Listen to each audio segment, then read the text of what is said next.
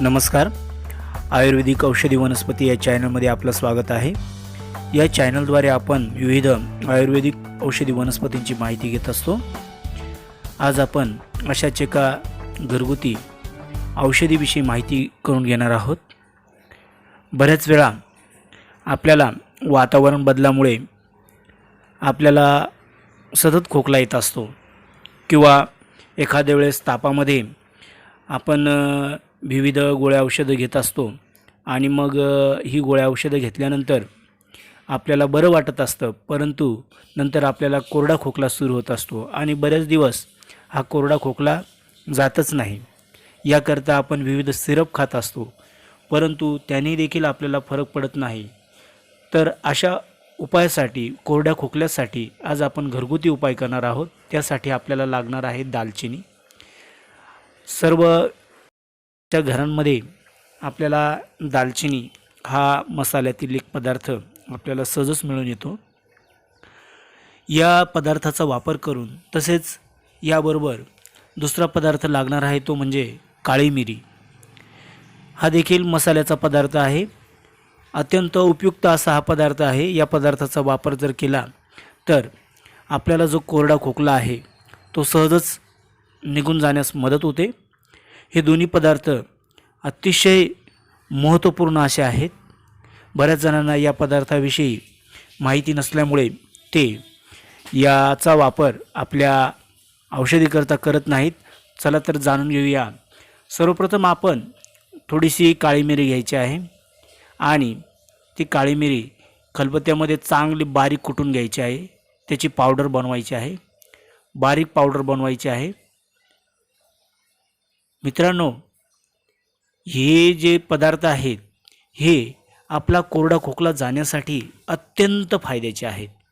आपण नक्की करून पहा.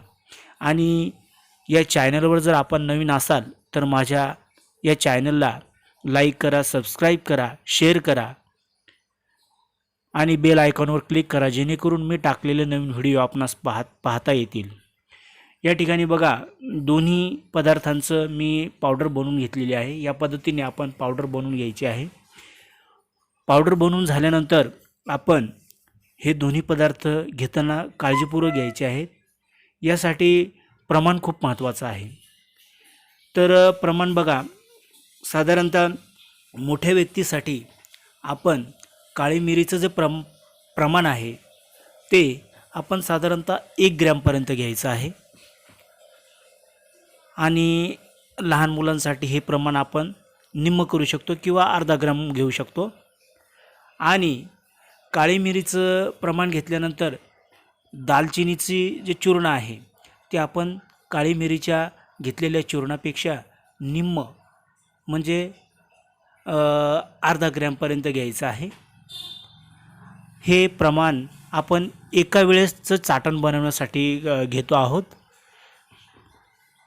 हे जे चाटण आहे हे आपण हे दोन्ही चूर्ण घेऊन ते एकमेकांमध्ये चांगल्या पद्धतीने मिक्स करा. मित्र हो, अतिशय उपयुक्त असा हा रामबाण उपाय आहे. आपण निश्चित करून बघा. या पद्धतीने चांगल्या पद्धतीने मिक्स केल्यानंतर चांगलं मिक्स करून घ्या आणि मिक्स झाल्यानंतर यामध्ये आपल्याला मध घालायचं आहे. मध जर आपल्याला गावठी मध भेटलं तर अतिशय उत्तम, किंवा आपण जे मेडिकल स्टोर्समधून आणतो ते मध जरी भेटलं तरी चांगलीच गोष्ट आहे.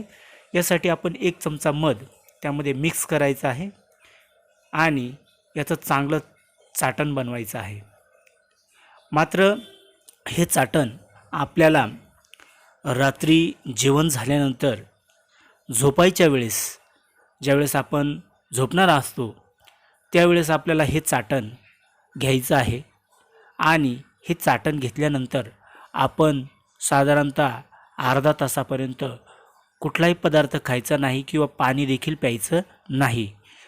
किंबहुना आपण तसंच झोपी गेलो तर आपल्याला या चाटणाचा अतिशय फायदा होतो.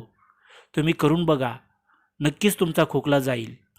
यासारखे नवीन व्हिडिओ पाहण्यासाठी माझ्या आयुर्वेदिक औषधी वनस्पती या चॅनल लाईक करा, बेल आयकॉनवर क्लिक करा, जेणेकरून मी नवीन बनवलेला व्हिडिओ आपल्याला पाहता येईल.